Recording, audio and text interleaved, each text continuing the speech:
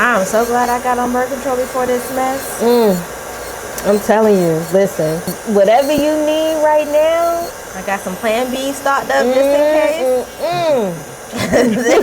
Joy, please. Anybody need some? I got some. Not the Plan B plug. Man.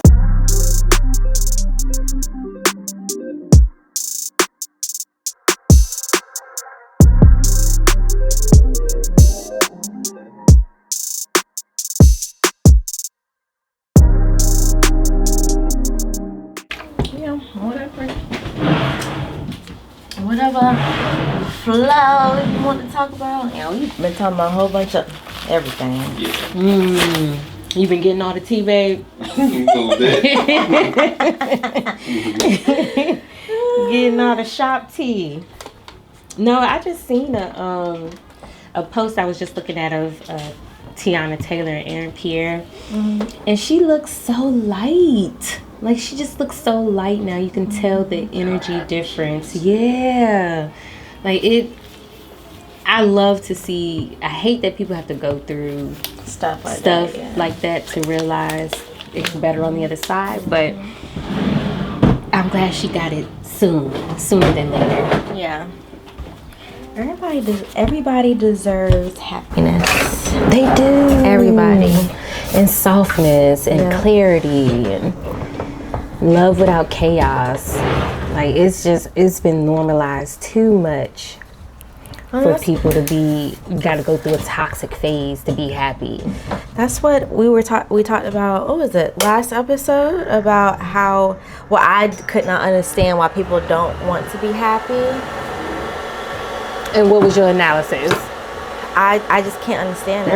I still can't either. I just can't. I can't wrap my mind around it. But what did you say? You said People are afraid to be happy. Afraid. I think Latifah said.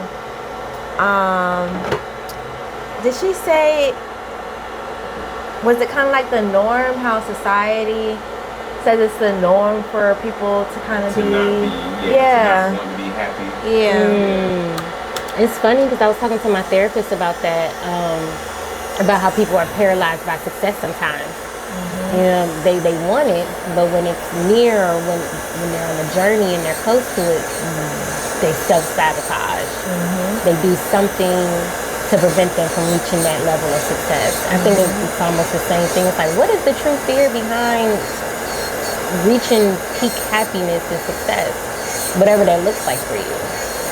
That's why I wish that people took classes or read books about the mind, because the mind is just so powerful. Like, the mind is like what you were just talking about. The mind keeps us from getting to those next levels because the mind cannot grasp or understand how can you accomplish going from being a thousandaire to being a millionaire. How can you do that?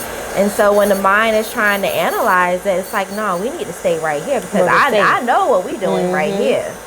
We feel safe right here.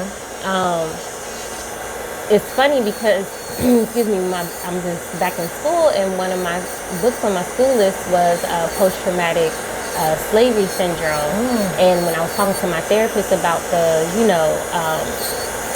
self-sabotaging and people being paralyzed by actual success, she mentioned the same book. So I told her, I was like, maybe, because that was going to be like the third book I started on. I was like, maybe I'm going to start on that book first because it really dives into the African American mind and how we have kept ourselves down as well as from the oppressive systems as well. But that stuff is literally passed through our genes now at this point. So the self-sabotaging is, we really have to retrain and reframe our minds and our realities. So it's like taking us back to, like, even, I was telling my in-laws this last night, people in Africa, they still greet each other with how are the children, because they base their success off of how the next generation is being brought up. How are they going to be sustained, and how are they going to, succeed and stand on the shoulders of the elders. And I'm like, we don't even have that connection here. We don't care about the children.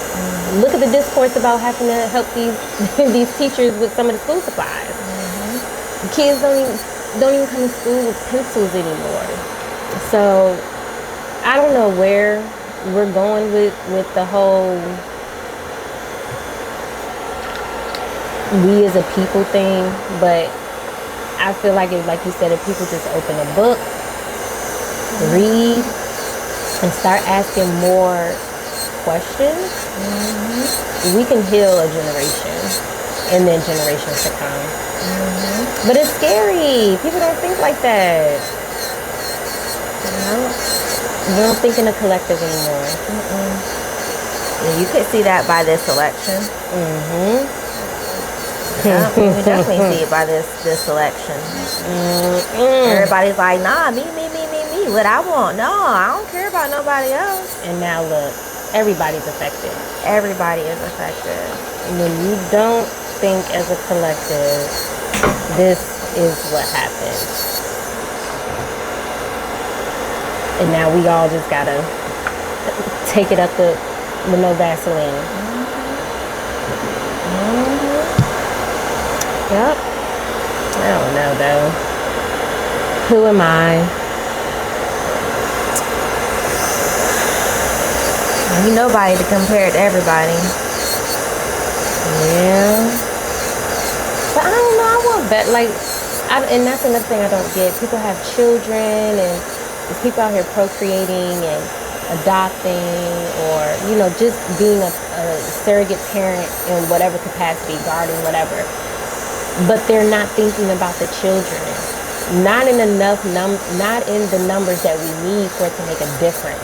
Like, it's a select few of us out here, but people really aren't thinking about how this is going to affect the children that we're raising. All of their core values and the way they view the world, all of that is molded in youth. And they already don't have the childhood that we had.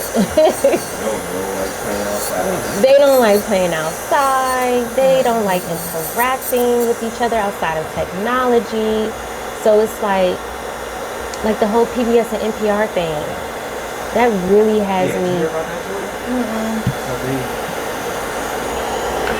Yeah, so they're removing they stopped the funding for PBS And NPR. So like all that. When was this? This just happened. It just happened this month, the first of this month. Yeah.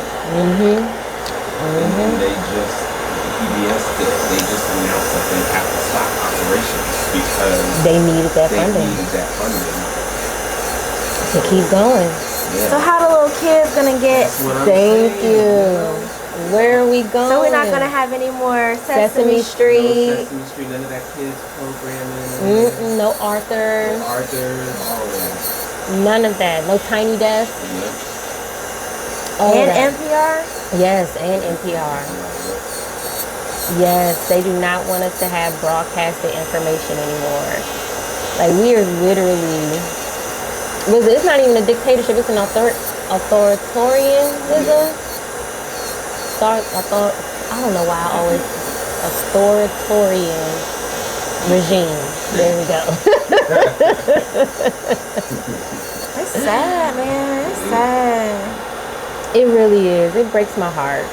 Because it's like, damn, if I really would have known the world was going to start shifting like this, I wouldn't have had children. I would not. No. That's why I would love to have another kid. I would love that. I'm not. And that's why I'm the not birth rate has no. dropped. I am not having no kid in all of this mess. Now, when I move overseas, I might consider it. But in this mess, I cannot. Nope. Nope.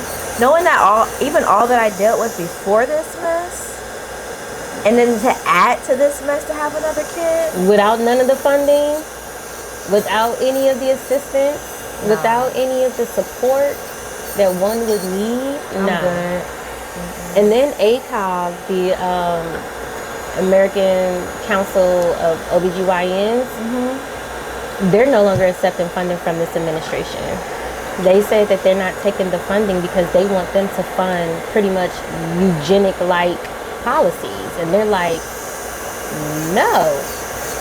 we're not going to forcefully sterilize women. We're not going to give them full hysterectomies without their consent because of their age or whatever the case may be. So now they're like, we just won't take your money. But then think about how that affects everything. I'm so glad I got on birth control before this mess. I'm telling you, listen, whatever you need right now, I got some Plan B stocked up just in case. Joy, please. Anybody? Not the Plan B plug. Man. Yeah. He's not playing. He can't play. Have you watched Handwise Tale? No, I Me heard it's a neither. lot. Me neither, but I have heard that a lot of the policies are mirroring that show. I can't watch it because if it's that real, I don't want to see what's coming. I don't want to see what's coming. People are like, watch Handwise Tales, you'll see the direction of this country. I'm like, I don't want to see it, okay? I don't know. I just asked ChatGPT if I want to know about it that bad. Don't ask that running ass nigga. You know, he tried to escape. He tried to escape. Don't trust him. Thank you.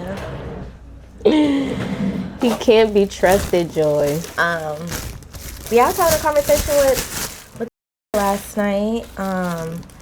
And I said, you can pass me both of them. Yeah. He said, I was asking him, do you still want to move overseas after you graduate? He was like, I bet he do now, especially being an adult in this world. Yeah. See, babe?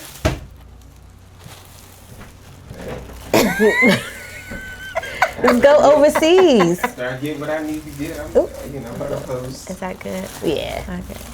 Yep, I said the same thing. After I get what I need to get, We going overseas. Right? I am not staying here.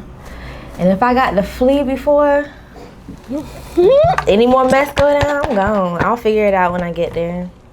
That's been a fear of mine. Like, what if that actually has to come to fruition to where we feel so strongly that our being is threatened to the point where we must flee, like just leave. Yep. That's scary. It is. But it's a reality. It is a reality. Did you see the damn post that the White House made? Which one? The you know that trend that's going on TikTok of nothing like a Jet 2 holiday?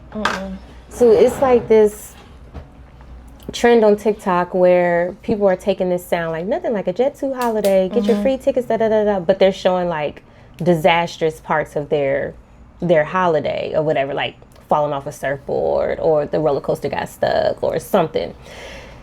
The White House posts this sound with them showing putting immigrants on the plane. Oh, no. It's not funny. Oh, wow. I'm just not understanding. So tone deaf, but I don't even know if it's tone deaf. I think it was very much intentional. I think if you look at the edit, it was very intentional. They knew exactly what they were doing. Probably Trump doing running the whole social media. I wouldn't be surprised. The orange man I would not be surprised. Yeah. He's ignorant, but it really it struck a nerve. So I'm like, you Just don't care. Just don't care. So sad. And the crazy part is the main question I keep hearing everyone ask regarding the whole deportation thing is, where are the women and children? Y'all always show the men, but where are y'all putting the women and children? Y'all don't ever show where they're staying, like where they are. Where are the women and children? They probably getting abused and Trafficked. raped and Yeah. All that, yeah. Yeah. Right, they never do show nope. It's always the men. the women and children. That's so scary to think about. Yeah.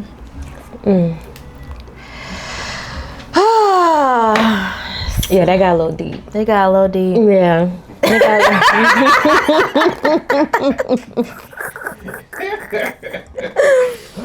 They got too deep. First thing this morning got a little deep. Yeah. Yeah, I'm sorry. I'm sorry. This is some stuff that's been on my mind, and I'm just like, ooh, you want to talk? Oh, I got some stuff to talk about now. There's been some stuff eating me up now. Ooh.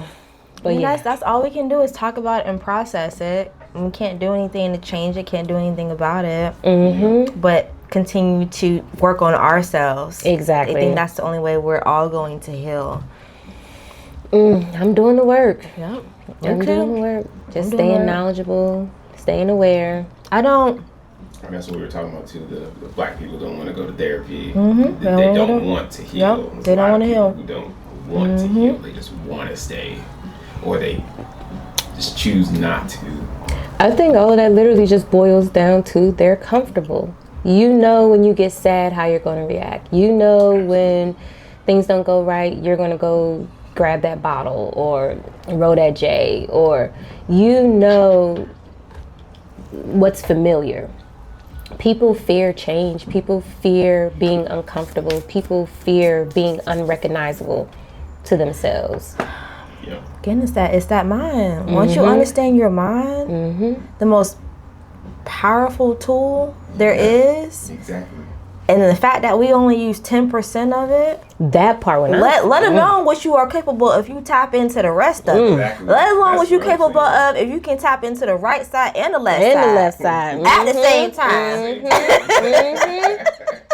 Yes. Imagine though. Just imagine. Imagine. Literally, I learned during my skills training, they were talking about how we really have to work towards reconnecting immediately after giving birth, because when you sever that umbilical cord, you're literally severing from that realm, severing the child from that realm. So all of the hastiness that comes after birth, we need to slow it down, because we have to give them a chance to reconnect. That's the whole point of like the chest to chest, skin to skin, all of that stuff in the bonding, so that even though they're severed from that world now, you got to give them a sense of calm. You are their first teacher of their nervous system. Like, it gets... Is that why during the whole pregnancy, the labor and delivery, they say try to remain calm as much as possible? It affects the baby. It affects how they enter this world. Yeah, it really does. They shouldn't come in shocked, hollering, screaming. Yeah, they should make noise so we can know their lungs are clear, but there's no need for to start smacking on the bud or rubbing them down all rough immediately. No, bring them in gently, you know, and let them feel their mother first or their father first before everyone's hands is all over the baby. That gives them a sense of home, sense of peace, sense of calm, and teaches them early on how to regulate their nervous system. And I speak from experience because our baby was sleeping through the night at 4 months. Like, and we was having a whole party downstairs for Rashawn's birthday. And that was the night she chose to sleep through the night. We was like, what? But most people be like, what, you didn't sleep train? No, we didn't sleep train, you know, but from the very beginning, we took our time. Like, we were just slower this time around. And we see the difference in both our girls. One is a little more nervous, and the other one is literally no holds barred. She'll jump off the top of a couch and think about where she's gonna land later. Yeah. So that's what I want to be. That's why I want to have another child, because I want to experience that. Like, as a teen mom, I couldn't do like none of the things, but I want to be able, now that I'm older and I have a little bit of money, I got a credit score. And you can move slower. Yeah. I want to be able to do some of these things, and that's like one of the things that I potentially could regret, is not having that experience again because of this. Do you think that you would be missing something in life if you didn't have the second child? Not really, but I would just miss that experience of like taking that time to like go through every week of how the baby is out, how the baby is transitioning, you know, the whole labor and delivery process, the whole baby shower, being surrounded by family and friends. You know, it was just different as a teen mom. I didn't really have a lot of that stuff, because at the time too, a lot of people were just disappointed that I was young and having a child, and they didn't want to give you that. Yeah, you know what I'm saying? So to be able to do it from a place where, not that my son was a regret, but you were young. I was young, you know what I'm saying? So it's like, I want to be able to do it, to see how it is now that I'm older and I'm a adult. And even with my oldest, I had her at 24. Like, I wasn't a teen mom, but it was still hard. It was hard, Like, yeah. I still felt like I was too young to be someone's mom at 24. So I feel you on that, because it's like I was still trying to get myself together having her, and I had to like start making moves hastily just to make sure she's taken care of. And granted, it has made me the best mother possible. Like, I have no regrets at all. Yeah. But if I can go back and do it over and have the same child again, I'll probably wait until I'm about 31, 32, because that's when I really started seeing some money, and I felt more stable, and I felt like I've set the boundaries to where people can support me in the way I'll need support. So, to anybody listening or watching, 24 is still young to have a baby. Yeah. Teen is still young to have a baby, but if you can wait. Like, seriously, because It's a difference. If I could have the same exact child, right? If I could have my same sweetie, my same thing, yes, I would definitely have waited. But he's just been such an amazing blessing in my life, and I do wish that I waited. But it's like, everything happens for a reason, and I felt like I probably would still have been in them streets if God did not slow me down. And it's funny you look at it like that, because I felt like is a blessing as well. But if she did not come at that point, I probably still would just be moving through life with no care in the world. Like, I had no structure. Like, I just had nothing to give a F about. So I felt like God was like, hold on, wait now. You have a purpose, and you acting like you don't see the signs I'm already giving you. So let me slow you down a little bit and make you sit and think. And even though I didn't really sit and think, because I had to start making money fast, it did lead me to the path that I am on now. So it's like everything really does happen for a reason.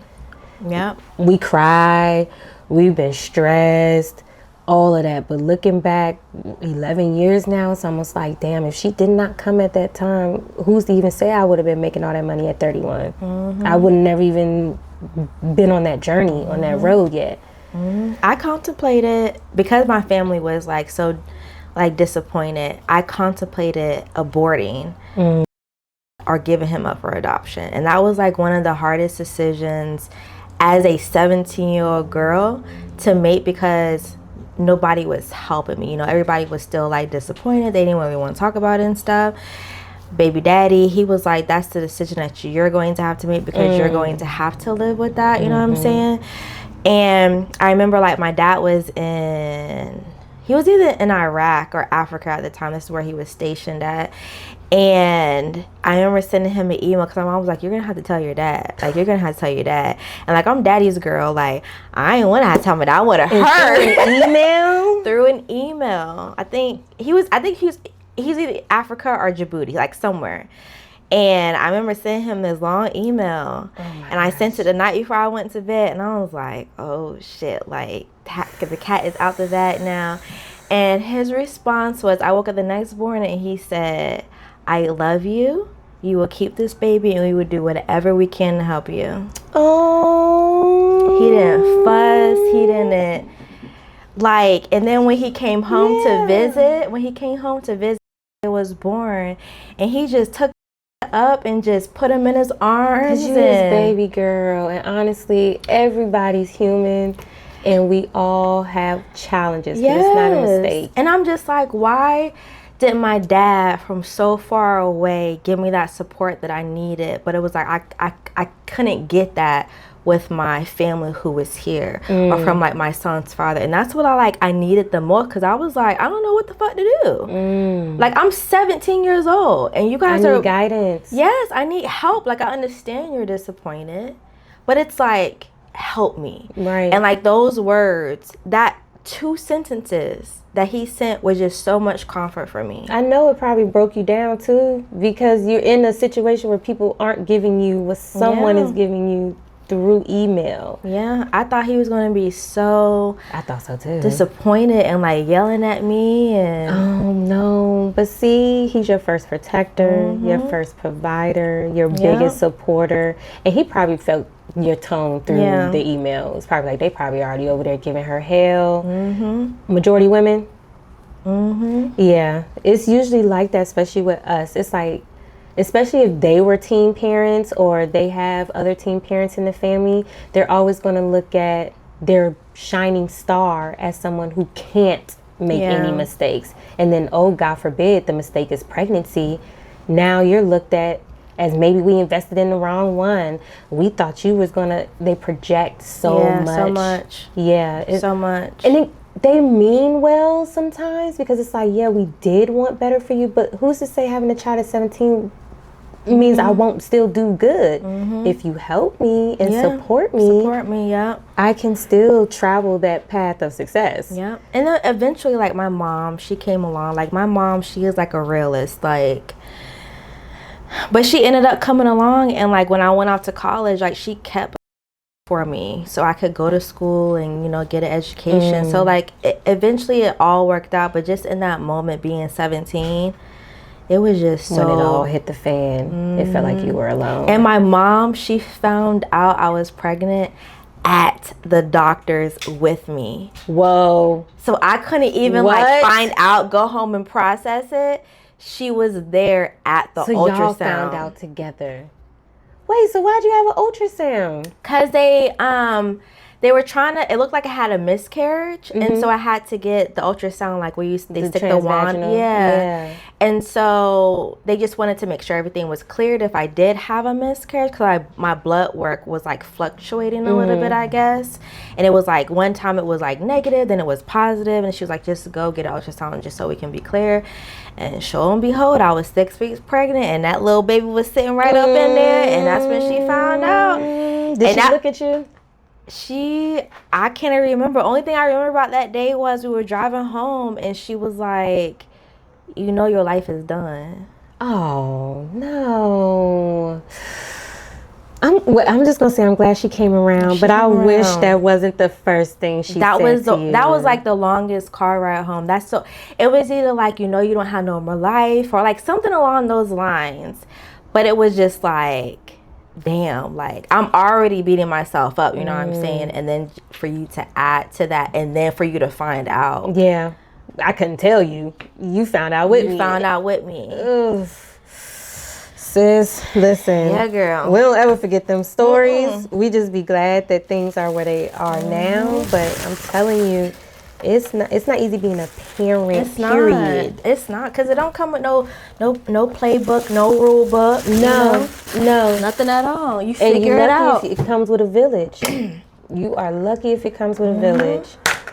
Oh my goodness, I just feel so sad for those who do feel alone and who actually are alone, whether young or in their 30s and 40s having children.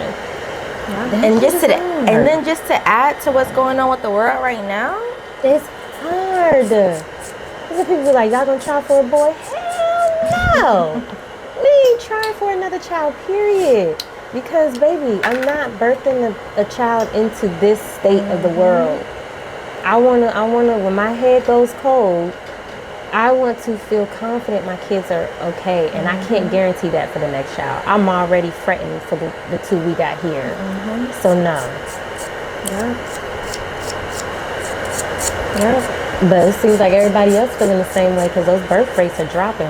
They should. You know, don't nobody. Birth rates are dropping, baby.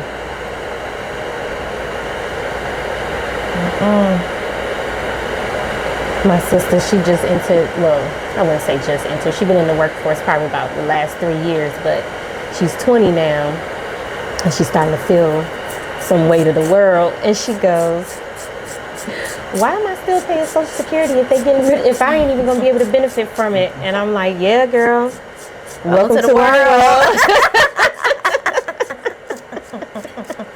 So I'm looking at my pay stub, and they still taking out Social Security. I thought they were getting rid of it. I said, by the time you enter it, yeah, it won't be there. I'll be surprised if we see it. Welcome to the world. I said, we're going to be working till we about 100 years old. Shoot, who's we? Maybe society as a whole, but that's not the plan for this family. Not the plan for me either.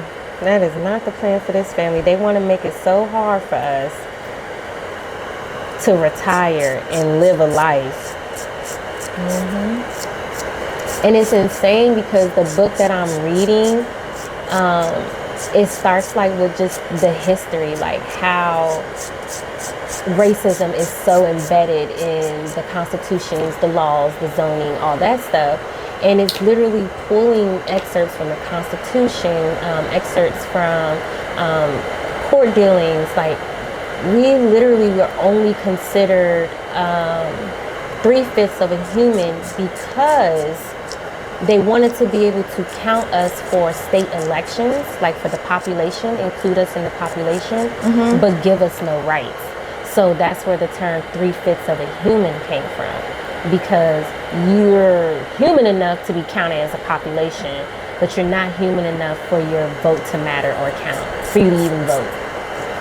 And I'm just looking at this and I'm like, from that point on, that's how taxes were determined, from racism. That's how zoning was determined, from racism. And y'all talk about y'all didn't want us to intermix, but yet y'all were doing what y'all were doing and made all these mixed babies. So it's Make it make sense. Make it make sense. Exactly. We human enough for that, but we ain't human enough for our opinions to matter. It's just insane. I don't know. That's why I'm leaving, girl. I mean, I don't even know what to say. There's nothing we can say. No. There's nothing we can say. The cognitive dissonance of this country is just astounding. It is absolutely amazing. We can learn all about what Germany did, what Europe did, what Africa's doing, but when it comes to, but what about the racism here? What racism? There's no racism in this country. You better take that some... Girl. Spare me. Okay, talking about that. So I was having a conversation with yesterday at dinner.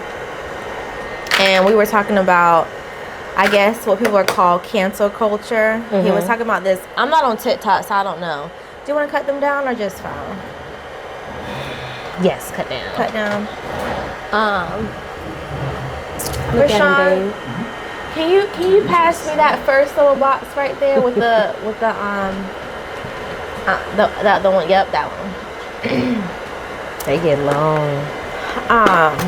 He was telling me about some fitness guy on YouTube. I mean, on TikTok. How he has like over 1 million or something followers. It's a white guy, fitness guy. White dude, fitness guy. He helps a lot of other like fitness people. Blase. I don't know because I'm not on TikTok. But I guess he said something along the lines of like, how come, something about like, he used the word colored. Okay. So wait a second. That's coded. So, and I was asking, I said, well, did he come back and apologize? He was like, yes, he did. I said, okay, so he was aware of his ignorance and using the word colored. And I said, well, why is everybody canceling him? And he was like, because they're just canceling him because he used the word color. I said, but he apologized for his ignorance. We can't always expect people to know, like, especially white. I mean, they should have some type of awareness, but we can't expect them to just know. Like, if nobody has Been taught, they haven't been around, they don't know that word. Because if we say color, you know what I'm saying, we say color, but we don't say color. When was it? See, it's so coded because who in the 20th century still says colored unless you're rage baiting or you are intentionally calling that person a nigga? That's the part I was telling him as well, because I feel like, because at dinner I was like, why are you acting like a nigga? Like, that's what I told him. And he was like, well, Mom, like that. He was like, now which type of black are you calling? Because he said there's 3. You got the nigga, then you got the color, and then you just got the regular black person. And I said, well, you acting like a nigga right now because you acting hard-headed. That's what I meant by that word. But the fact that, like, you know, he, as a young man, knew the word color. And I was like, I'm just trying to, like, understand, like, with the whole, if we're supposed to love one another and treat people the way we want to be treated, why are we so quick to cancel somebody, especially when they've like, oh, I did not know. Let me apologize for the word that I use. Can you guys help me, you know, educate me more about this particular word so that I am more aware, instead of like just so quickly to cancel people. Now, I agree with the quick to cancel thing. Yeah. With that particular situation, though, I get it, because everybody's emotions are heightened right now. But it's like, why do we have to be so sensitive with every single thing that goes on in this world? Like, it's like everything we're so sensitive about, but it's like, we just also so quick to cancel people. But it's like, example, Chris Brown. We all forgave him. He all right now. We need to let everybody needs to. I don't know why it's like corporations or businesses can't move past that. Like, if he was a teenager. He was a teenager, and it's like, I felt like he did so bad in that situation, right? Mm-hmm. But you have this white man who has said, okay, I messed up. Like, I should not have used that word. Mm-hmm. But people are still canceling him. Maybe it's because, okay, I would say this, because I ain't gonna lie, I'm one of them people. Okay. The first sign that I get that you even act like you don't like black people. But that's what my son was saying. He was like, it's not like he doesn't. He was like, I can't tell if he does or if he doesn't, because he's helped so many black people in the fitness community. Because he get their money. He get black people. Colored, though. I get that. I get that. And then the apology could have been forced by a PR, his PR rep. It may not be genuine. Like, I would have to see it myself. I get that. Yes, I get that. I would have to see it myself. I'll get that, because I don't know. Because I just asked him, did he come back and apologize? And I was like, yeah, he did come back and apologize. He didn't say it was like, he didn't seem like it was disingenuous or anything like that. He just was like, I just didn't know. Like, right. He was saying something along the lines of, how come people don't help coloreds? Fuck no. I'm sorry. I'm sorry. I'm sorry. No. I'm sorry. Nah, bro. Man, I wish I could bring it up. I wish I could bring it up. Ain't no way. I would've let that Ain't no way. In 2025, he said help coloreds. Not help colors. He was talking along the lines of, I gotta see it. I gotta see it, because I don't want to keep saying stuff and it's not accurate. But it was just like he was having a conversation about just helping people in general. Mm-hmm. And it was just like, why don't people like help the colored people? Yeah. I would definitely need to see context. But I don't know, he may have been genuinely. He very well could be, but I don't see it. I would have to know the intention. The intention behind it, yeah. Because there's like, for example, there was this young streamer who, his name is Neon, I guess. Yeah. And went on the Breakfast Club. He went on the Breakfast Club, mm-hmm. right? And they chewed his ass up, right? Mm-hmm. But the reason why is because he's a streamer. So his earlier streams, when he was, and he's still technically kind of, he's like, what, 20 now? 20. He's young as heck. So during his streams as a teenager, he would say some mm-hmm. racist stuff. Like, he would say stuff about black people or whatever. And directly to them. To them. And I guess now he's on this, not necessarily an apology tour, but he's kind of like, you know, I'm older now. Trying to rebrand himself. Yeah, I'm mature now. You know, I was young and stupid back then. And it's like, it's kind of hard to. I understand, and I think I believe you, but it's like, you learned that from somewhere. You learned it from somewhere. You come from a family of ethnic people. He's Pakistani and what? Yeah, in Indian. In Indian. True enough. Yes. He's Pakistani and Indian, so you come from a family of ethnicity. You come from an ethnic family. You're in the basement attacking not just black people, but black women. And he was saying he was doing it because he didn't think nobody would touch him. Until he... An incel. Yeah. He was saying he would do it. You know, he was like, oh, I was in my basement, I'm streaming, nobody's going to say anything to me, so I was just saying whatever I wanted to. And then now, of course, like I said, he went on the Breakfast Club interview. Can we make the tips a little more pointy? You want more almondy? Yeah, more almondy. Okay. And he went on this Breakfast Club interview, and now he's like, you know, I was young and stupid back then. You know, and he has a black security guard who protects him and everything. Black team. Yeah. He's a black team. Yeah. And he blatantly blurts out the word monkey and sectionators and go sleep on your bed with cockroaches and like just the stereotypes. So it's like, okay, we get you may have learned this somewhere because those are literal stereotypes. So you've heard people talk about us this way, granted. But the reason why his apology tour is not sticking is because he's steadily allowing his followers and his people still come on his stream and talk like that without correcting them. He's like, oh, I can't control the chat. Yeah, you can. Your followers, you can't exactly. control that. You can control that. So in a way, you now have a base that you have to feed. So somewhere down the line, you're going to revert back to your old ways. And that's why his apology tour is not sticking. And I get that. Yeah, if you're really sorry, you will cleanse, desensitize, sanitize that platform all the way through. But you're not doing that.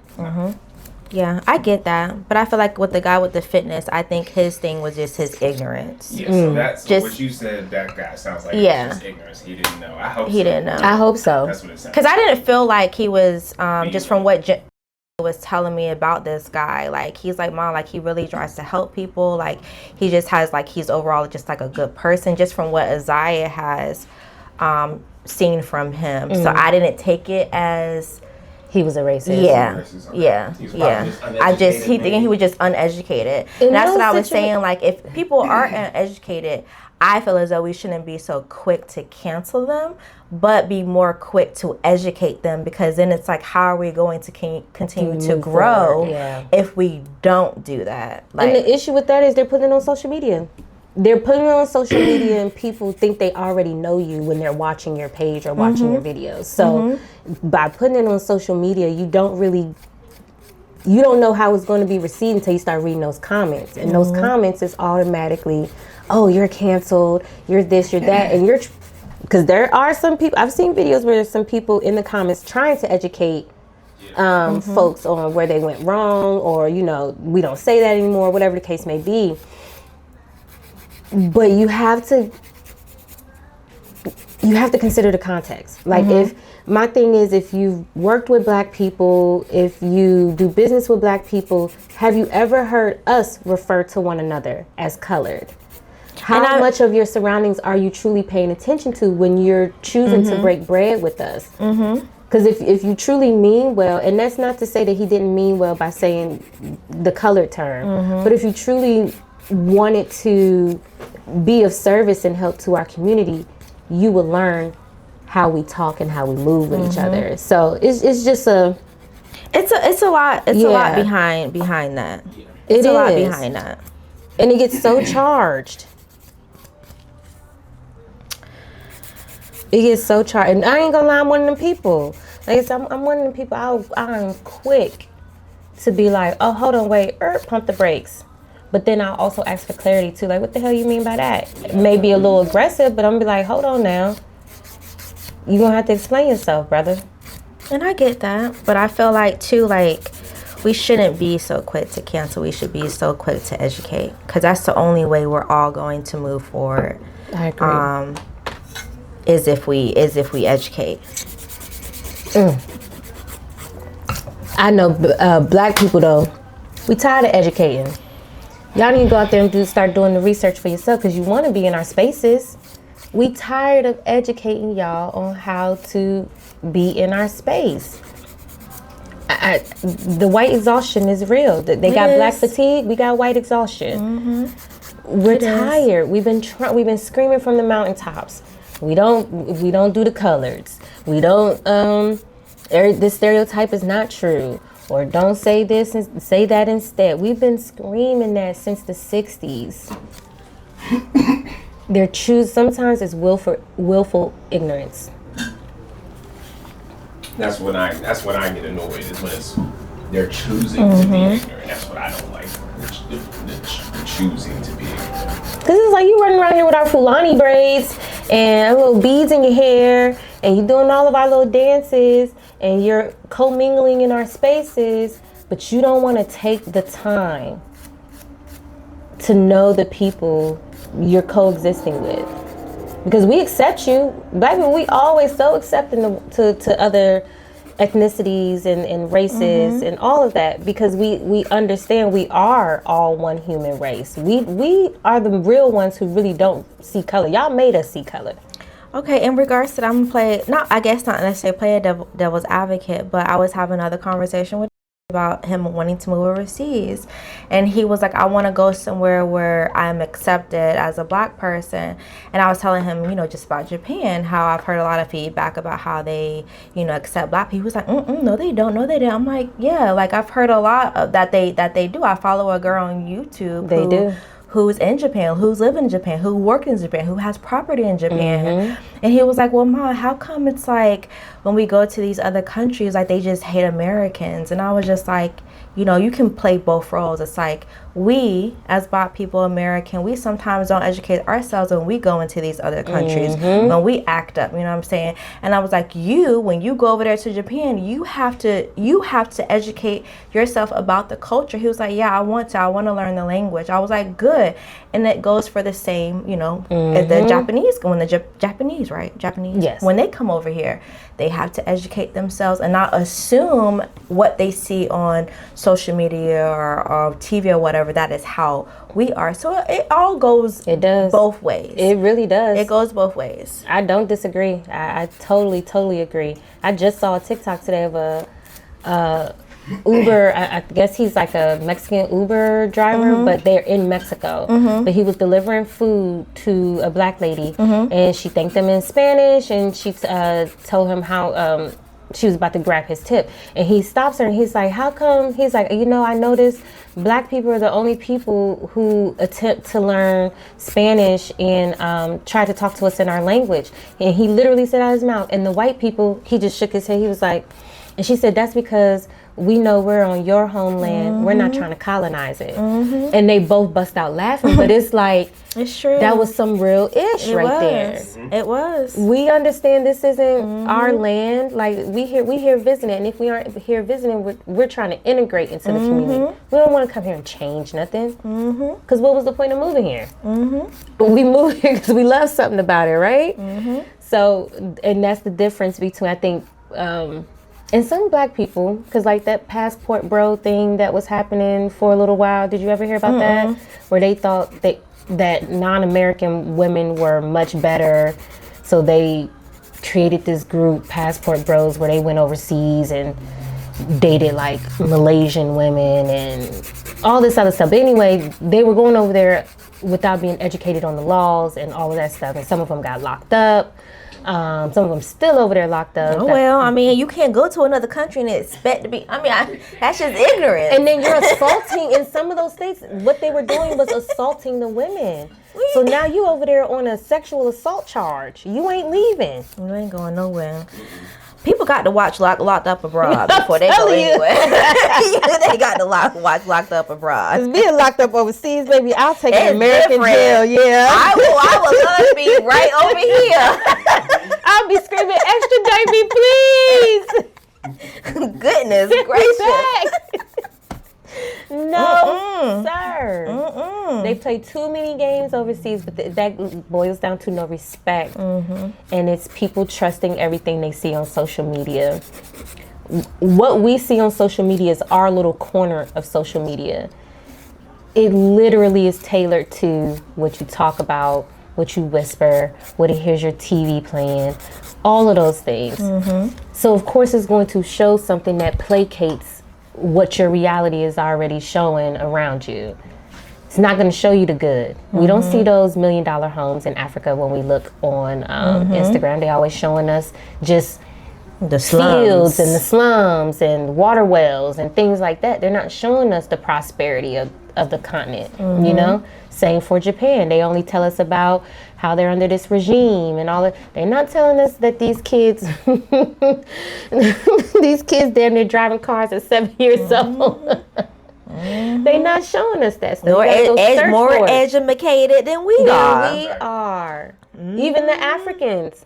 Oh, when I went, I don't know if I told you, but when I went to Aruba, because, you know, that's one of the places that I would love to move to, I was just asking them general questions about just like schools and raising kids and stuff like that. And our tour guide was telling us how by the age, by 4th grade, they know 5 languages. Get the heck out of here.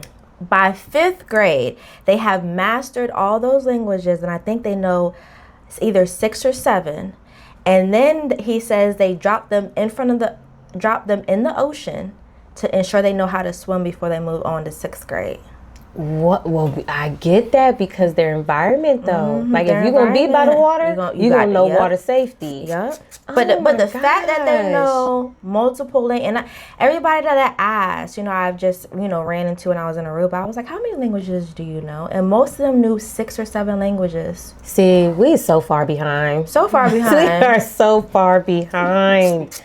But then again, how are the children? That's what it comes down to for me. I don't know why that line stuck out the most to me in that book, but how are the children, man? Because our society is just as good as our youth. And to know 5 to 6 languages, they're already tapped into that 20% of their brain. Because ain't no way. But that's when they're the most impressionable. It's like you will want them to start learning that young. Yep. Because they're literal sponges. Yep.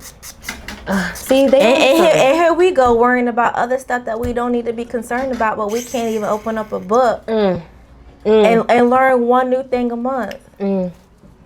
It's so sad. We can't open up a book and learn about another country that we about to go visit. Not the truth. Yeah. Because a lot of the stuff that's in these books, if you wanted to, ain't even fact. That is true. I know I keep going back to it, but this book I'm reading is just so light. It's earth-shattering. It makes you mad, but it also opens your eyes as well. Because it's like, okay, so now I really see how y'all been moving. So now I really know how I need to move. Because all the cards are literally stacked against me. But the whole racism thing started because of this fool Nailz doing the whole germinology of plants and all that stuff. So he figures since plants and animals and all this has different species, then there's no way black people are all one human race. So that's why he started saying, called the white people Caucasians, because he was standing in front of the St. Mary Caucasus Mountains, and it was the most beautiful mountain to him. It had a blue something at the top, and he's like, oh, it looks like a white woman. So that's where Caucasian came from. Yes. That's crazy. Yes. So that's what he's like, and black people can never be this beautiful. What he was saying, the people with colored skin can never be this beautiful. Oh, baby, my skin is beautiful. Look at that. Look at that. Exactly. What the hell his ass talking about? Right. So that's why I'm like, this is literally how it started, because people putting ignorance in books, and these books traveled the world.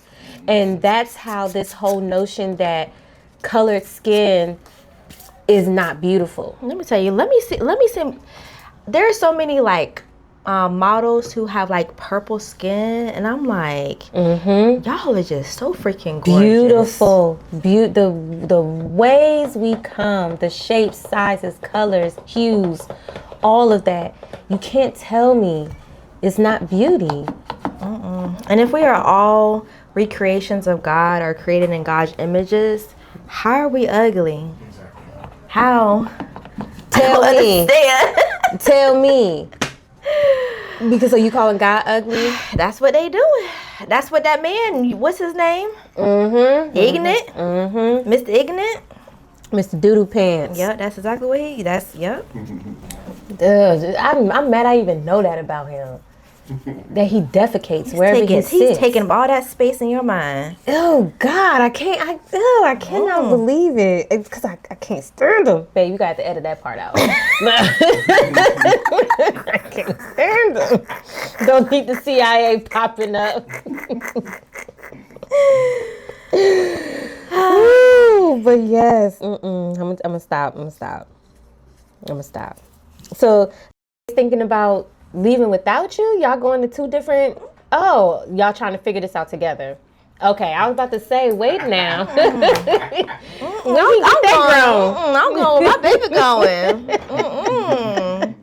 You know, we are a team over I here. know, that's why you like, he talking about Japan, but I'm like, wait, I thought you went to Costa Rica. I'm going with my baby going. Wherever he Okay. go, I say he has to pick somewhere nice. Japan is nice. Yeah, Japan is nice. I do hear Japan is nice. Yeah. Oh, I think if we were to move overseas, my strong contenders would be Mexico #1, because I know there's a birth community out there already, and I'm already connected with some people out there. 2, Costa Rica, same reason. And then 3, probably Jamaica. Okay. Yeah, I don't have any connects in Jamaica just yet, but if that's going to be something we do talk about, then I'm going to have to start. But the people I know in Mexico and Costa Rica, I met them here, and now they're expats. So it's kind of like, it can be done. So if we chose those 2 places, I can hit the ground running. But I'm not scared. Like, if that were to ever be the case, I'm not scared. What's there to be scared of? A different life, a better life.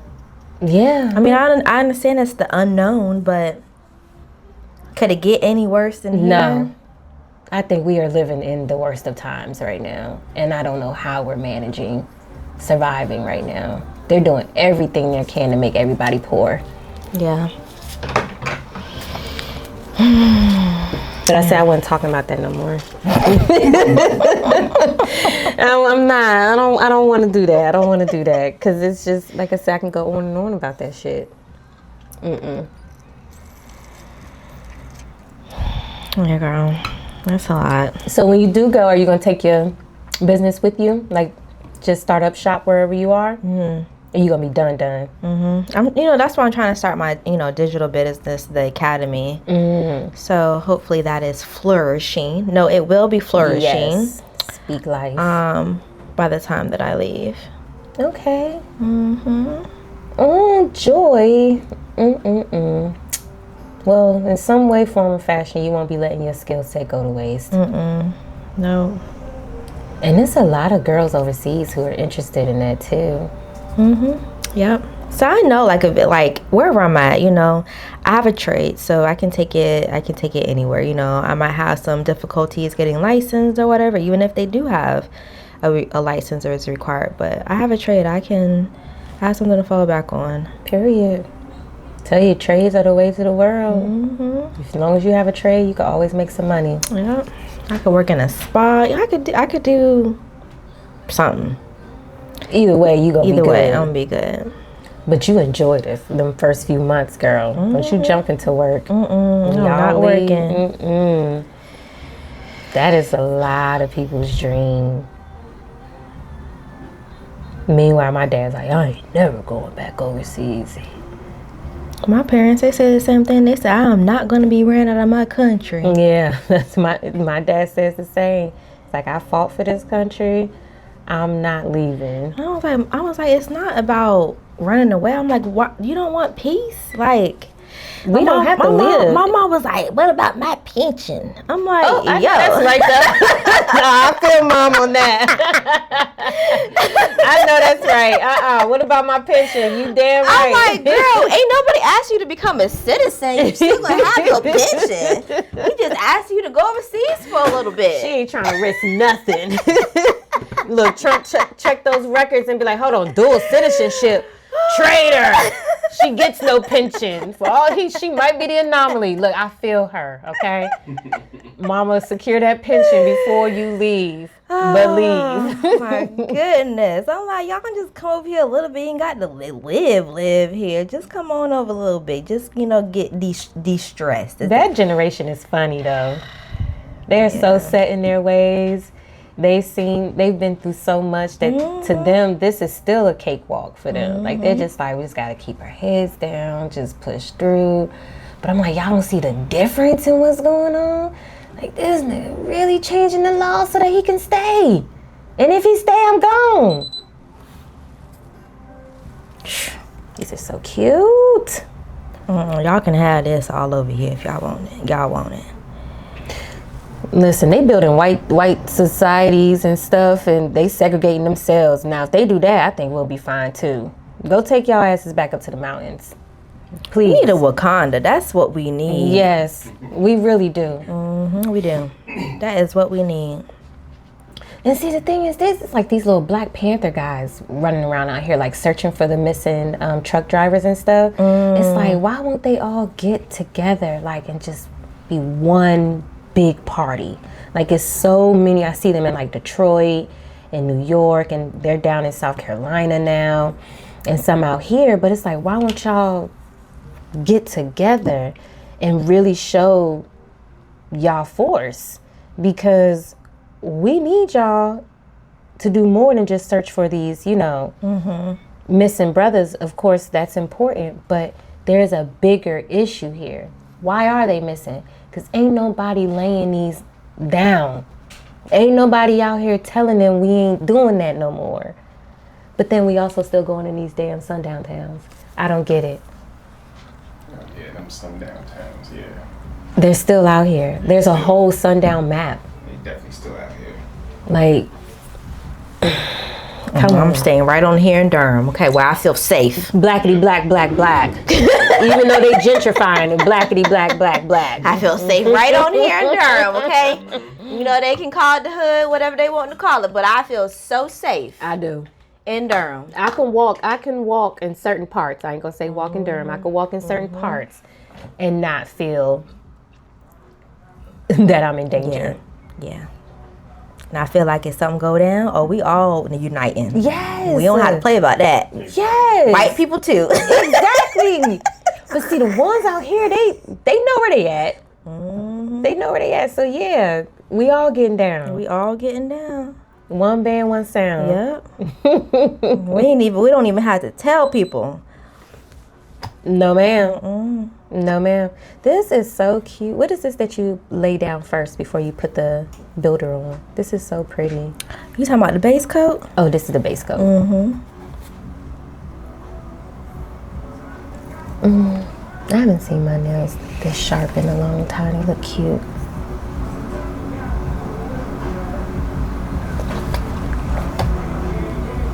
Yeah, the base coat. What kind of art are we doing today? Kind of simple, but really cute.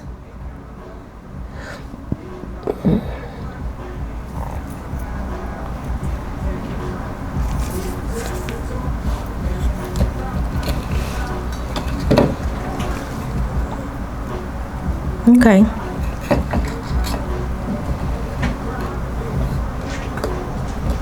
And the color is ready or not, right? Yes.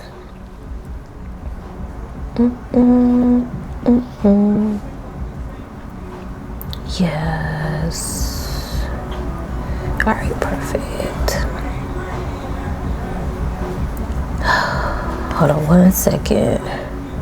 Come on now, you're doing well.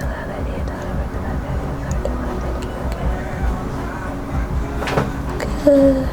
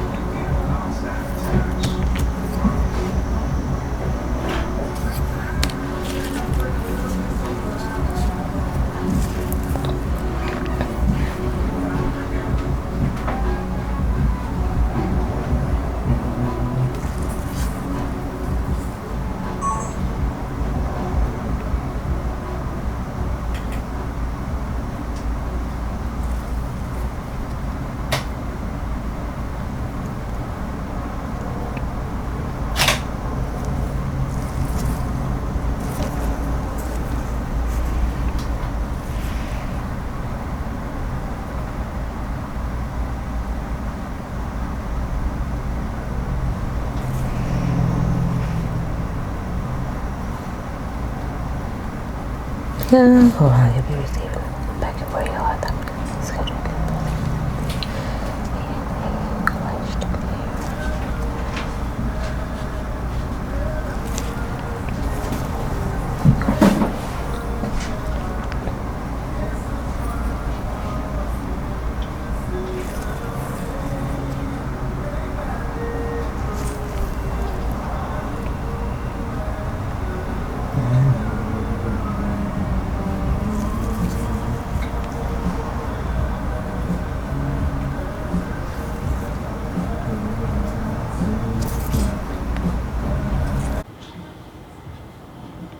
Can you come do me a favor? What's up? Oh, you send the message? Yeah. But no, don't sing it. I need you to finish writing that in questions. And say, feel free to text or call me.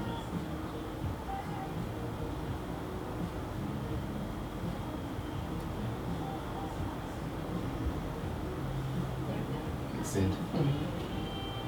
Thank you.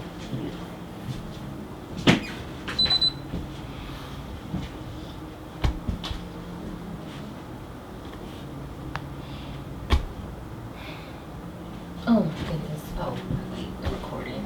I can't say that.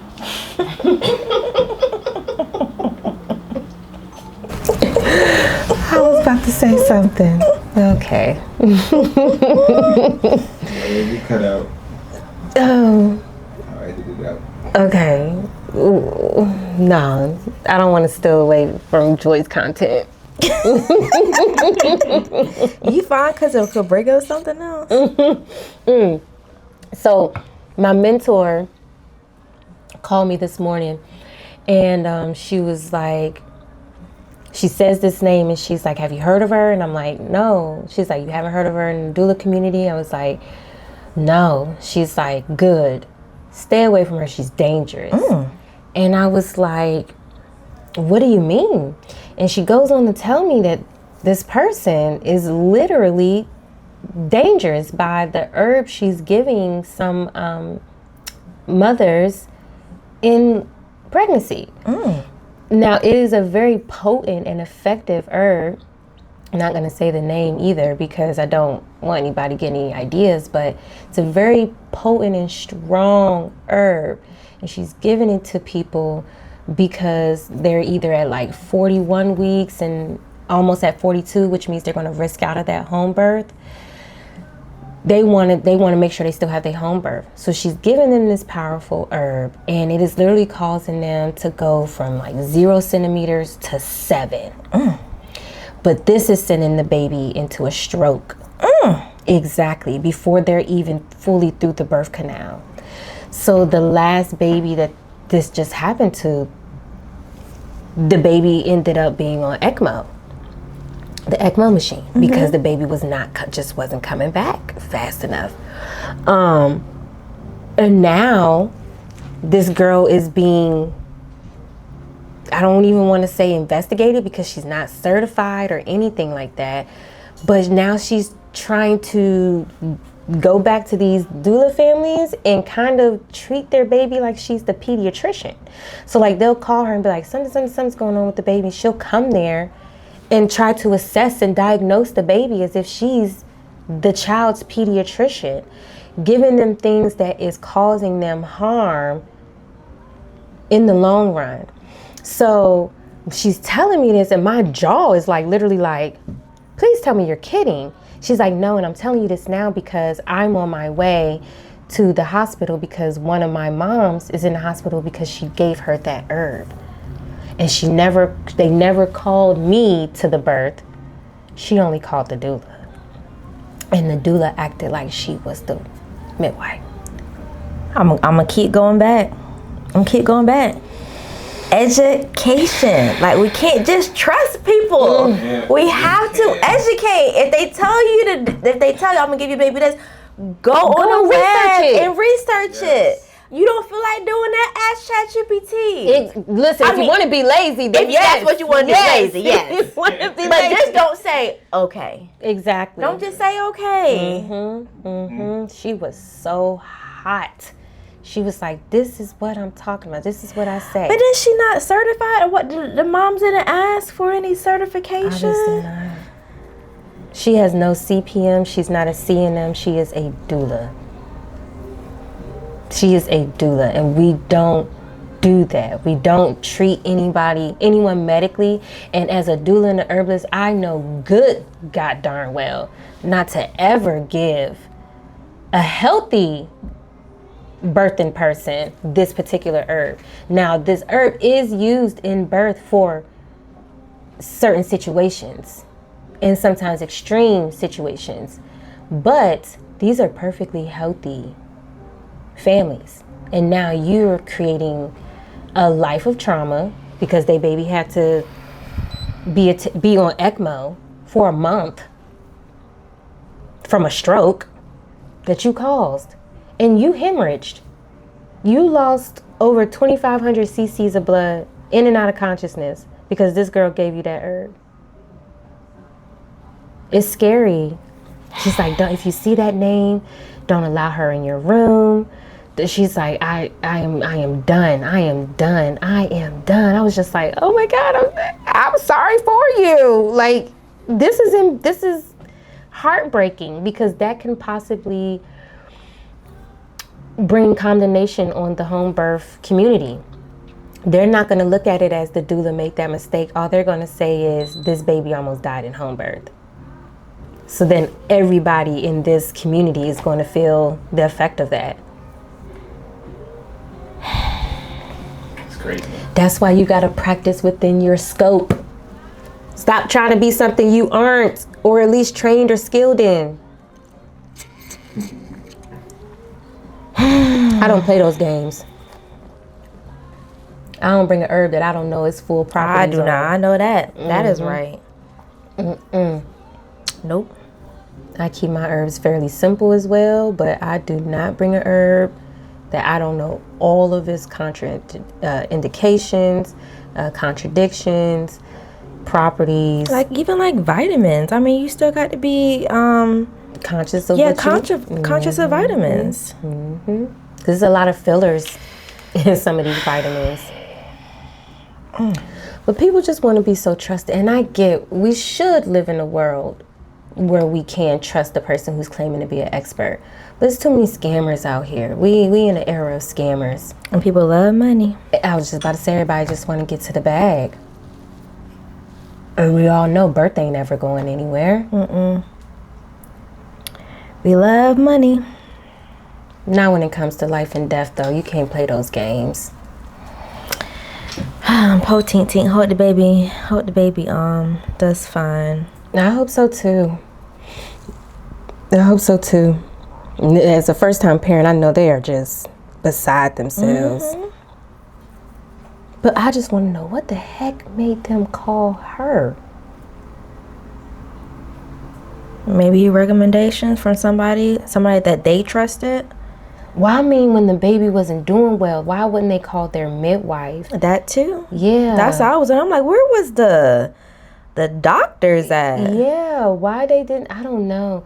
But what my mentor was telling me was that she kept saying she could sell salt to a snail. She could sell salt to a snail. She's like, and that's why people love her, because she talked a good game. Yeah. So get you it's every like time. They'll get you every time. And I understand, like, the mom, she probably was, like, already in distress, right? And she's just like, I just want to do whatever I can. Probably, but also in that instinct, it'll make me say, let me call the most qualified person. I can't speak to what, mom really was thinking, but I don't know. Maybe it was the dad who said call the doula, and she just halfway there, she's like, okay. But it should have been that doula's call to say, well, let's call the midwife. Yeah, let's verify. Because it's okay to show up for the support, but it's like, have you called 911 or have you called your midwife? Have you informed your midwife? That's our job, because we're not the medical professional.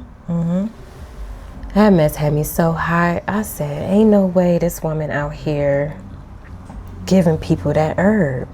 And that herb ain't even easy to find. It's not easy to forage or source. So it's like, what's your real intention?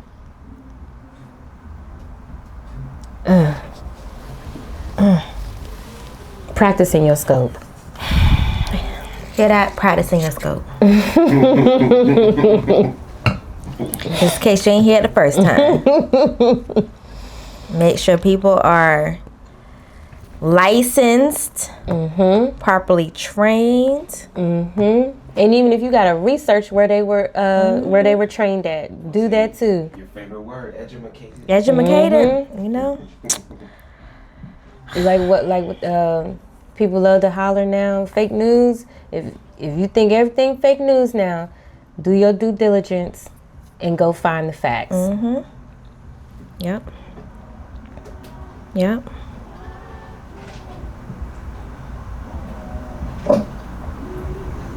Yep. People wants that instant knowledge. You know, they want that.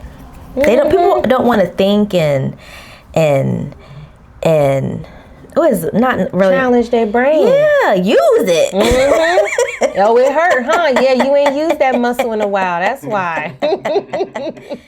Ooh, they don't want to use that thing. Well, and our attention spans are so short because of the scroll culture that everybody wants they want the popcorn information. They just, like you said, they just want it quick.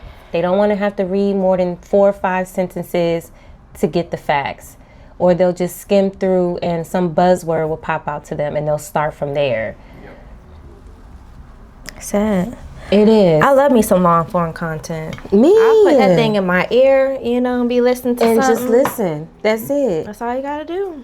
But I even found, I'm not even gonna sit here and lie. I found myself kind of getting into that, like when I'm reading my books and stuff. Rashawn, can you open that top drawer and get the polish? Open it up for me. Yep. Maybe it's in the other one. Go to the next drawer. There should be a red color in there called Ready or Not. I have a red little label around it. It's called Ready or Not. Ready or not? Yeah, REDY. The only red ones I see are these. Yep. Oh, that's Ready or Not? This one is. Yep. Yeah, okay, then get the next one to it. That'll be the gel one. Yep. Thank you, sir. Yep. One day I am just gonna leave my nails like this. One day. All right, y'all all say that. We do? Because it looks so cute. All of y'all say that, you know. Which finger do you want the white on? Let's do the ring finger. Okay. Yeah, because I don't have no index finger on this one. I don't know why this one keeps breaking. I think know it's because I keeps braid breaking. whenever I don't know. It keeps breaking though. You gotta be gentler than that. I'm gonna have to. Because I'm like, when it happened, I said, dang, it broke in the same exact spot too. While I was braiding. Okay, what was you gonna say before I interrupted you? Oh, I forgot. Oh, dang. Yeah, what was I saying? Do you remember, babe? I forgot to. No. No, I don't remember. We were talking about long form content. How I love listening to long form content. Oh, I found myself falling into that trap too. Like when I'm reading stuff, I could find my eyes like sometimes I know what I'm reading. I'm reading that sentence, but then my eyes will go. Because I want to hurry up and see what's going on, and I have to actively tell myself, nope. Go back up and read through it, you know? Yeah, so it's like I get the urge, but it's like you have to condition and train yourself to read the content. We all want our information fast. We all want to skim Or through. even our Siri, she'll read the page for you. If you don't If you don't want to read it fully through. But I hear some people say they can't do it that way because after listening for a little while, it starts to sound like white noise. So they're not fully absorbing the content. Oh, wow. Yeah. Yeah, the girls were talking about that in my skills training. They were saying, yeah, we tried to listen to some of the books, you know, through audio, but we ended up buying the physical copy too because we realized we didn't digest the full context of the book. And I'm like, ooh, well, let me just stay away from that. Let me just get the physical copies because I know that's how I am. If I get the moving around too much, it'll just become background noise to me. But that's also why I'm reading more, because I notice my attention span is shortened. A little bit shorter, yeah. Yeah, and the reading is making me slow down. You said ring Pause. finger, right? Yes. Oh, I haven't done a red in so long.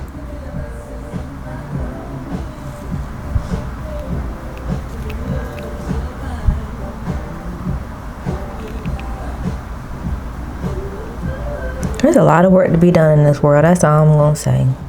It is. And I'm just gonna. I just got to worry about me, myself, and I. Listen, my little family of four. That's all I got capacity for. Yep. I can't. And I know if I could do it right in my home, it'll ripple out. That's just my hope, because I can't. We're lost.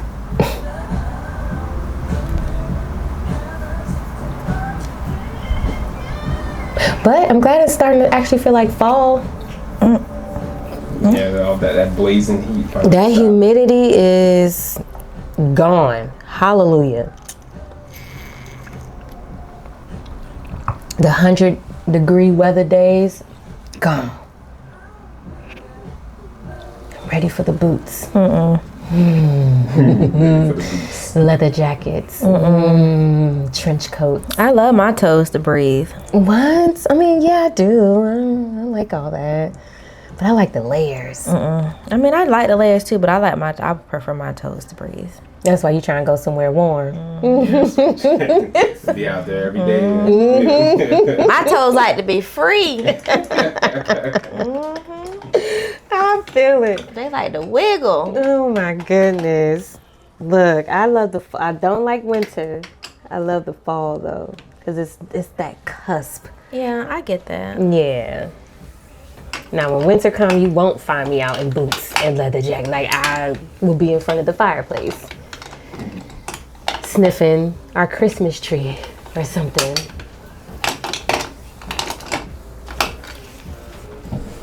I could never find what I need when I need it. Let me tell you. I'm just gonna use this one.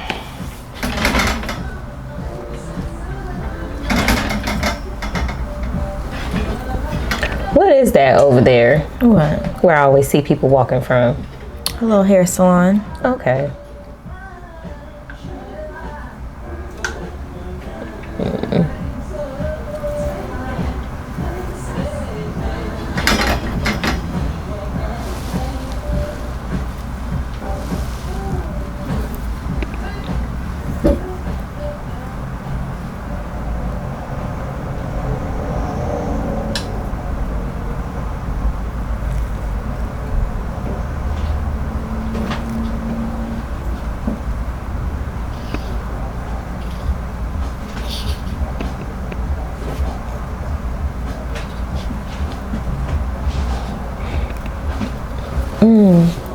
I think for that design, Joy, I think the white is just down the middle. No, it's got black on the top, right? Yeah, it's just down the middle. Oh, I didn't even see that. See it? Sorry. Yeah, girl, I'm all the way blind, huh? I'm doing it all wrong. My bad. It's okay. That sounds like, oh, she's putting the white on the full nail. I don't want to stop her, but Doing it all wrong. let's do it before it dries. In that case, It's okay. where's my black?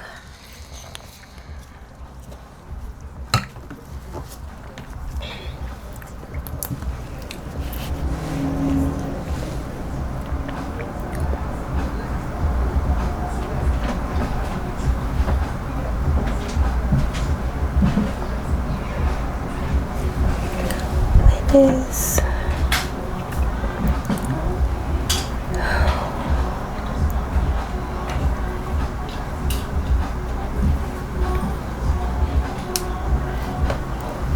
You want it thinner than that, or is that good? thinner than that. Okay.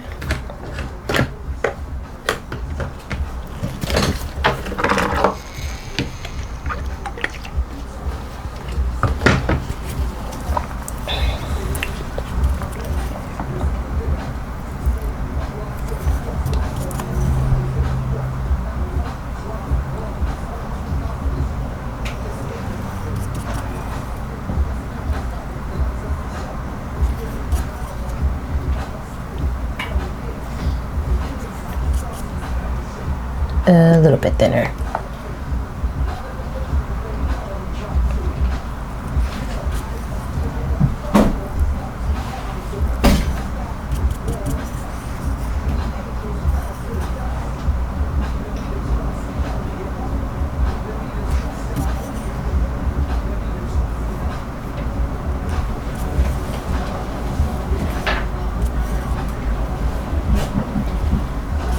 Okay, put that one in.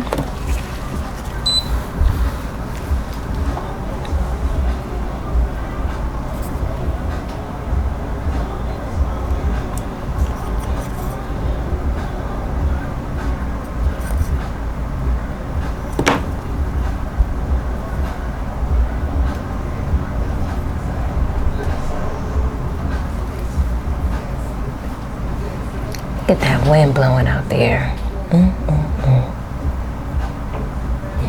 Had wind blowing in a few weeks. Yeah, I think like the whole month of July. Just humid. Couldn't go outside without my shirt sticking to my back. It was just hot.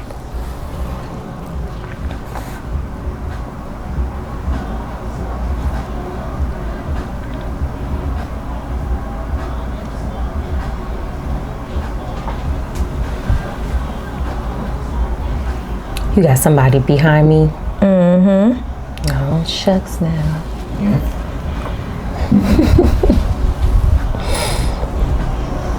Double header. I hope she give you a lighter conversation. No, it's a he. You know, I'm the... The deep one. Yeah, I can't help it. I'm just learning so much right now. It's like I just be wanting to... And we wasn't sure. I be wanting to share, I do. It's good that you're learning. It's not people don't. Mm-hmm. People don't. Once you graduate school, you gotta stop learning. Oh, no. I firmly believe you got to be a student of life. Mm-hmm. Every phase. You ain't gotta learn everything, but learn something to challenge yourself. Yeah, don't be the same person you You don't can't grow. do the same things you were doing 10 years ago today. There has to be some growth in that. Yep.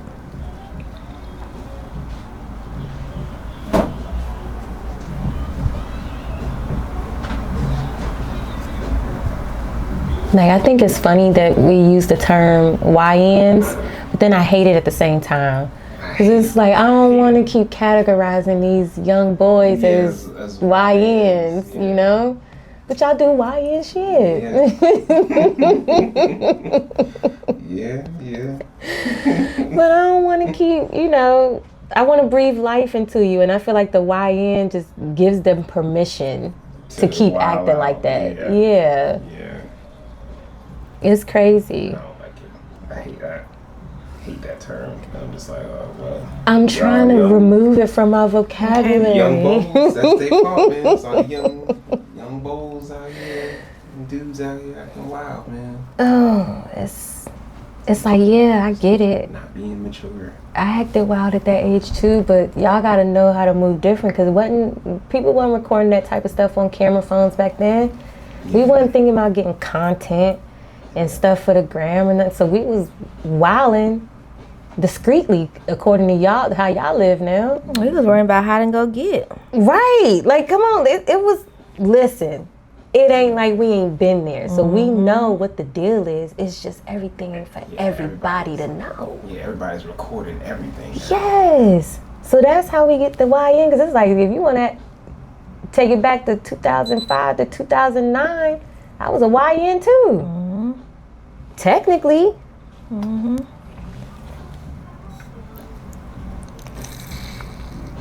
Everything has to be recorded. I don't know, stuff. I always think of like, does that add any value into my life? Yeah, I'm like, does it have to? Did you have to pull out your phone And record that? And record that? Like, for what? And then post it. With a caption. Somewhere in your brain, you thought this was a good idea. Each step to posting that, you did not second guess it. I think people too, they want to be like famous. They want to be known for something. like that. Give me the money, keep the fame. I'll say that every day. Yeah, I say, give me the money, keep the fame.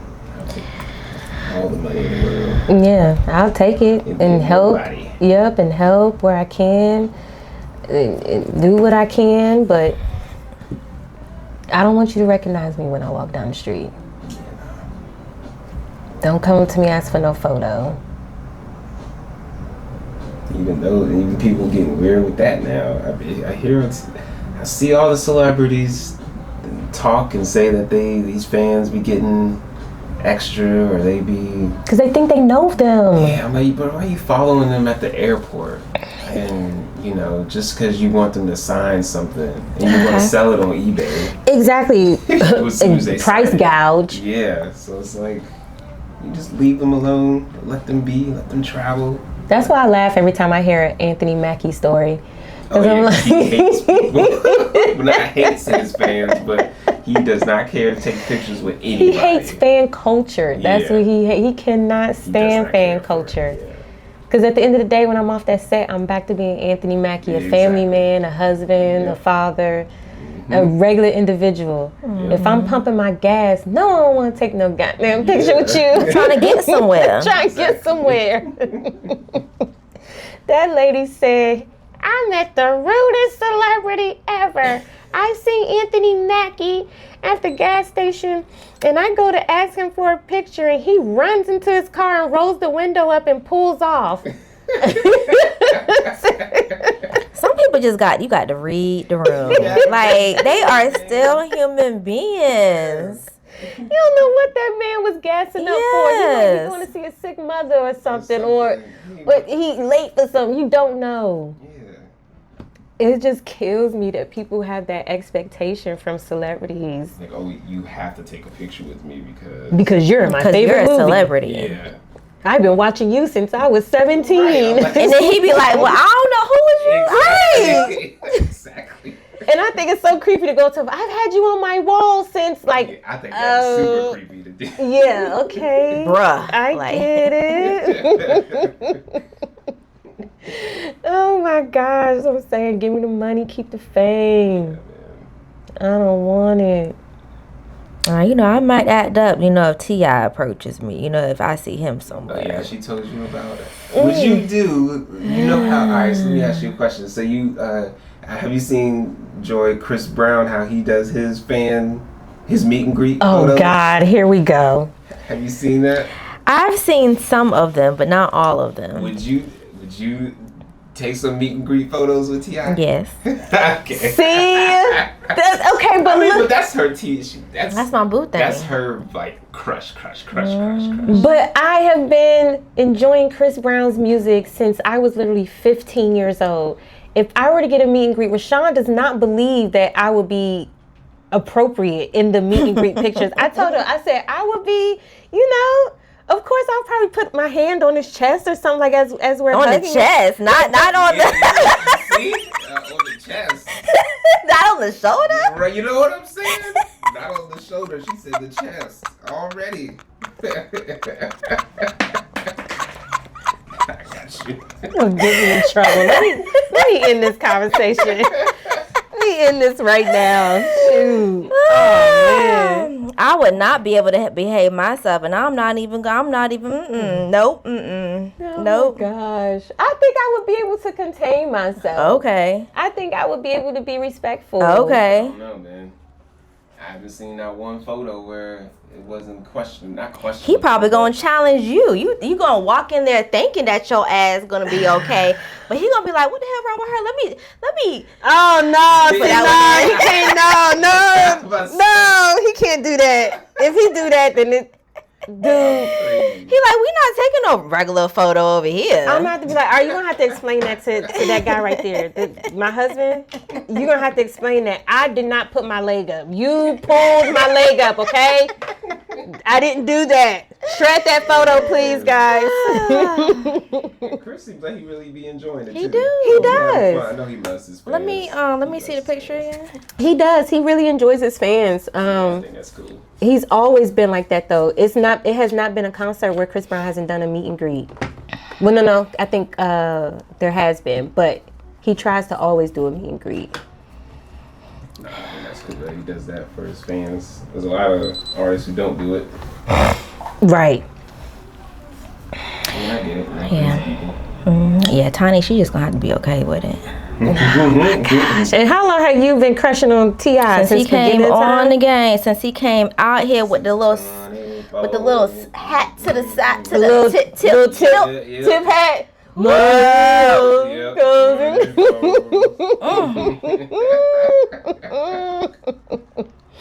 That's funny. I tell Rashawn all the time, the 2 celebrities I met, well, I could say 3, but I don't really count Monique. She really felt like an auntie that we met. Like, when we met her, she was down to earth as ever. I met 2 Chainz, and I met Morris Chestnut. Yes, and both experiences were pretty good. I didn't get to like meet 2 Chainz. He was in the Macy's I was working at the time, and I saw him as he was walking through with his crew. And then with I keep wanting to say Denzel. And then with Morris Chestnut, I was doing security, and I was securing his neighborhood. Like, that's where Nene was staying, Portia was staying, Morris was staying. It was a lot of other reality stars who lived in that neighborhood too. And I remember sitting there, and my back is facing the entrance where he walked in, but I remember saying, damn, somebody smelled good. Like, that smelled like money. Like, that was a smell I ain't never smelled before.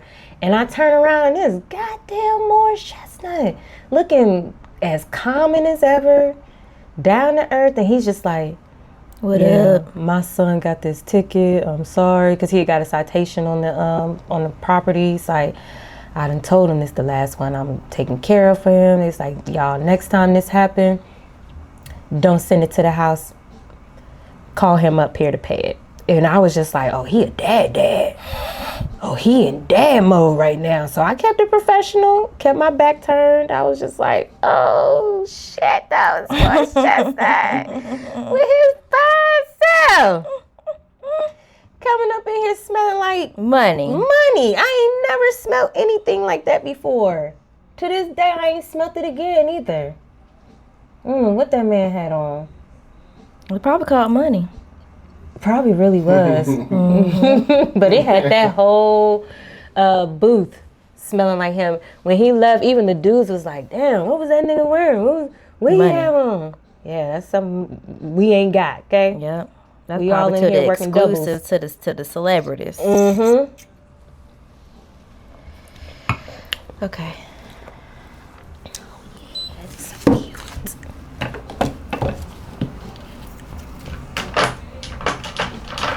I don't care. You can never go wrong with black and white. Oh, let me see the picture again. I think it was like 2 little dot type situations. Okay.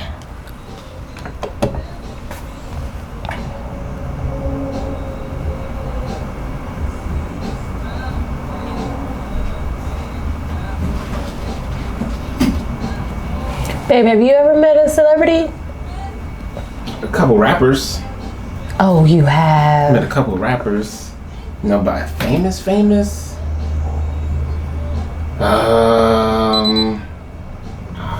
put one in. I don't think so. A lot of people I met were underground folks. Like, I met a couple R&B people. Like Eric Roberson, he was cool. Fonte.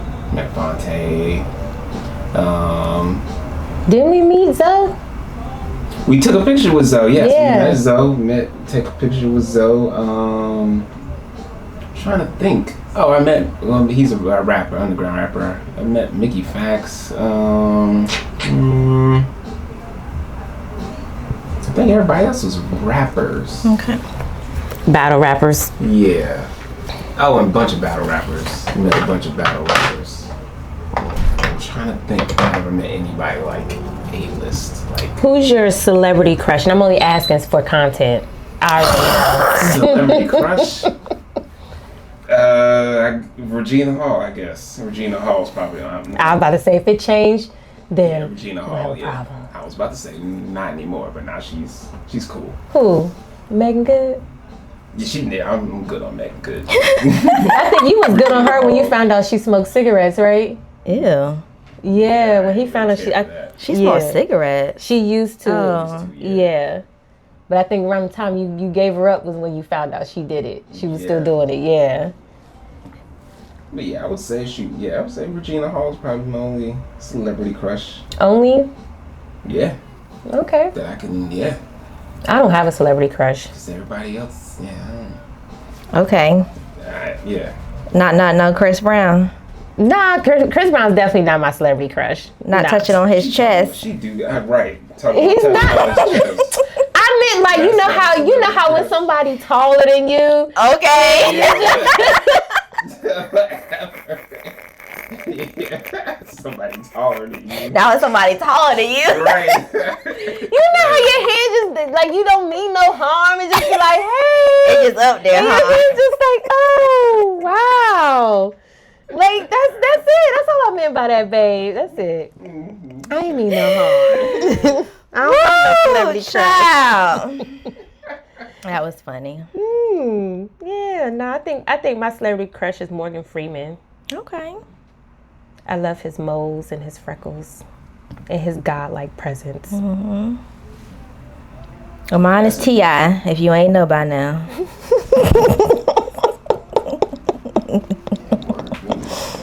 like an OG right there. I have to salute that man if I ever meet him. Him and Denzel.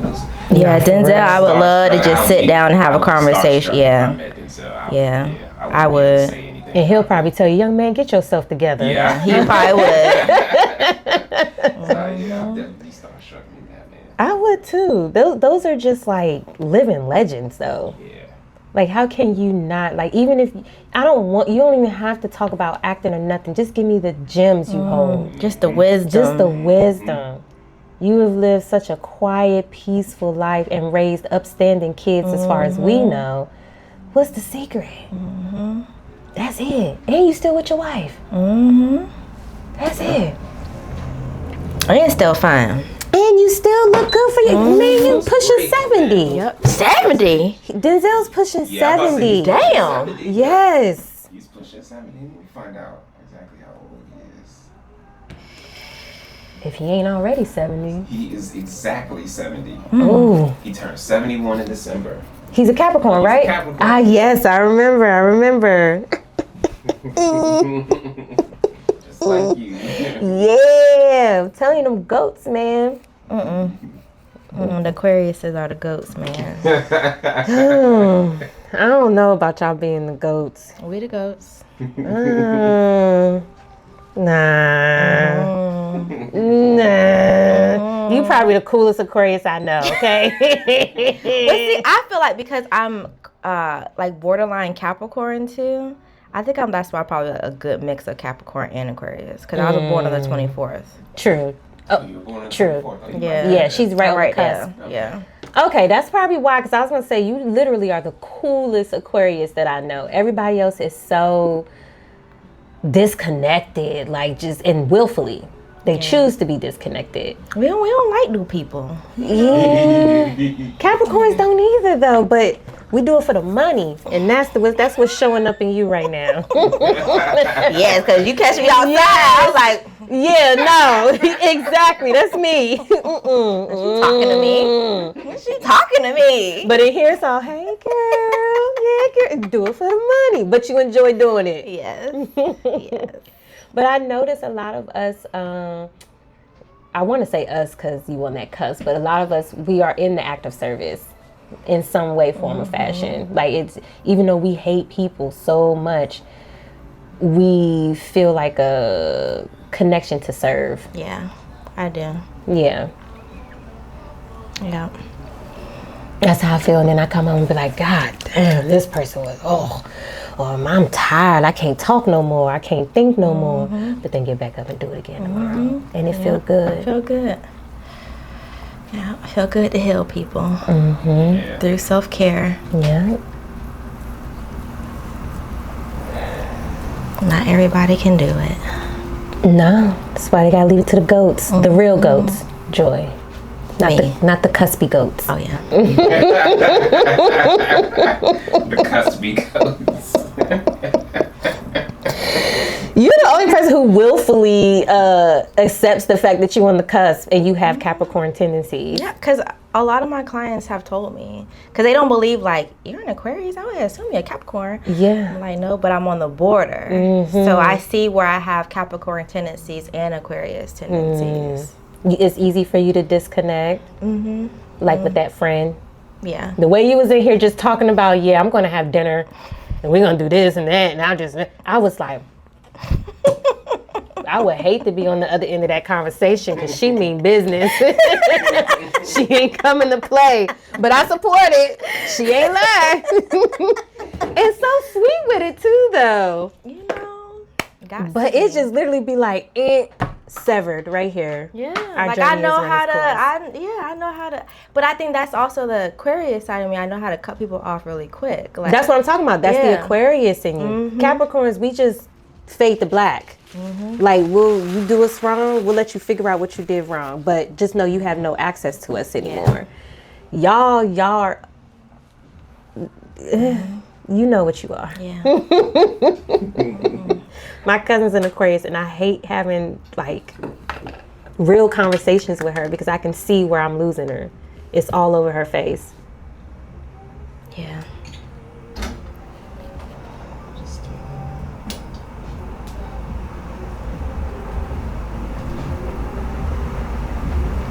But then see, that also boils down to just getting to know yourself. It's okay. Getting you know yourself. Yeah. All right, girl, you've been Beautified. beautified. These are so cute. You're welcome. Thank you, girl. Joy. You're welcome. Oh, this All right, red is y'all. sexy. Till next time. Peace.